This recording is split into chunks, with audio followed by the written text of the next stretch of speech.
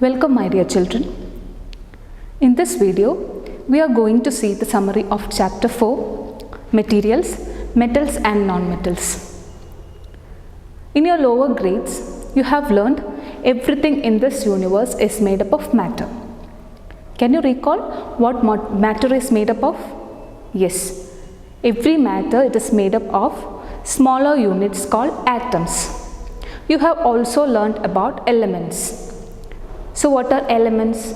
Elements are substances which are made up of similar type of atoms, and the substances which are made up of different types of atoms, we call it compounds. For example, water. Water is a compound made up of 2 atoms of hydrogen and 1 atom of oxygen.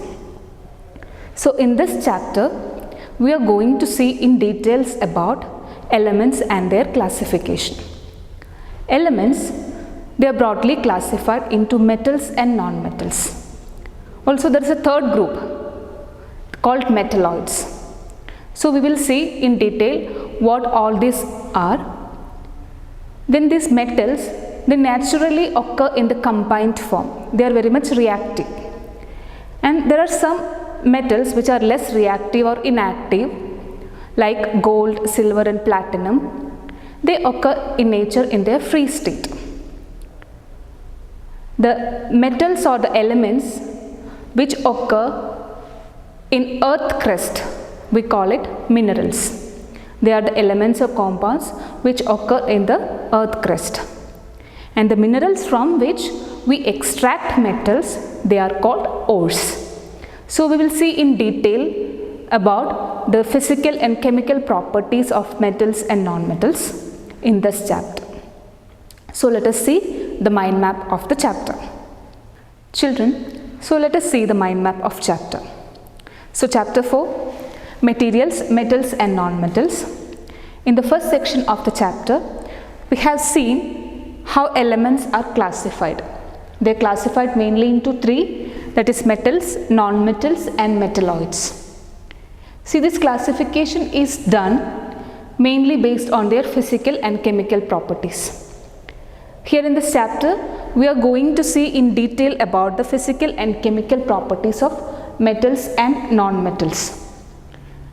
So, when we come to the physical properties, there are mainly 8 properties. That is the physical state, strength, luster, malleability, sonorous, ductility, conductivity and the melting and boiling points. How in all these features, physical properties, how the metals and non-metals differ. We will see it one by one. First is physical state. Most of the metals, they are solids at room temperature. But we have seen the exception of mercury and gallium. Mercury and gallium, they are liquid at room temperature. Next, we have seen about the property of strength. Metals are hard compared to non-metals. But we have seen the exception of diamond, which is a non-metal but it is the hardest naturally occurring substance. Next, we have seen the property of luster. See, the metals generally they have a very shining appearance, whereas the non-metals have a very dull appearance. But we have seen even exception for that. In non-metals like diamond, graphite or iodine, they have a very shining appearance. Next is the property of malleability. So children, what is malleability? It is a property by which metals can be beaten up into sheets. We have seen the example of aluminium foil. It is a very simple example. For that, metals can be beaten up into sheets. Then next we have seen the property of sonority, or mostly the metals. It produces a ringing sound when it is struck, whereas the non-metals, they generally don't. We have seen the example of brass or the bell metal, which is used in the manufacturing of making bells in temples. So that is a principle of or the property of sonority. Then ductility. Ductility is a property by which metals can be drawn into fine wires. We have seen the example of the copper wire, which is mainly used in the electrical wiring. Then conductivity. Metals are good conductors of heat and electricity, whereas the non-metals are not. We have seen how we completed the electric circuit during our interactive classes. Next, we have seen the melting and boiling points of metals and non-metals. Metals generally they have a very high melting point and boiling point, whereas the melting and boiling points of non-metals are comparatively less than that of metals. Children, next we have seen the chemical properties of metals and non-metals. Under chemical properties, generally we have discussed 5 kinds of reaction. They are the reaction with oxygen, reaction with water, reaction with acids and bases. So these 4 reactions along with the displacement reactions, they define the chemical properties of metals and non-metals. We will see these reactions one by one.